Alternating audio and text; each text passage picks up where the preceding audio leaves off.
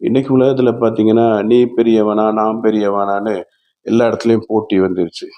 அதாவது அந்த போட்டி எங்க வந்திருக்குன்னா, ஸ்கூல்ல ஆரம்பிச்சு, குழந்தைகளுக்குள்ள, அதுக்கப்புறம் பார்த்தீங்கன்னா ஃபேமிலிக்குள்ள, வேலையில, அதே மாரி நம்ம செய்ற வியாபாரம் தொடங்கி, ஃப்ரெண்ட்ஸ் நீ பெரியவனா, நான் பெரியவனா, அ நீ என்னைய விட பணக்காரனா, இல்லாட்டி நான் உன்னைய விட பணக்காரனா, இப்ப எங்க வந்து நின்னுட்டு இருக்குன்னா, சர்ச்சுக்குள்ள வந்து நின்னுட்டு இருக்கு.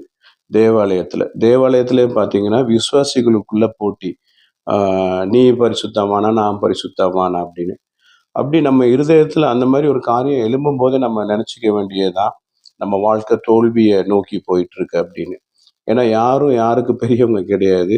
பெரியவங்க யாருன்னா, நம்ம ஆண்டவராகிய இயேசு கிறிஸ்து மட்டும் தான் எல்லாருக்குமே பெரியவங்க வந்து. அவங்கவங்களுக்கு குடுத்த வேலைய அவங்கவங்க கரெக்ட்டா செய்துட்டால், இந்த பிரச்சனைகள் எதுவுமே வராது. நிச்சயமா யார் கூடயும் நம்ம போட்டி போடணும்னு அவசியம் இல்ல வந்து.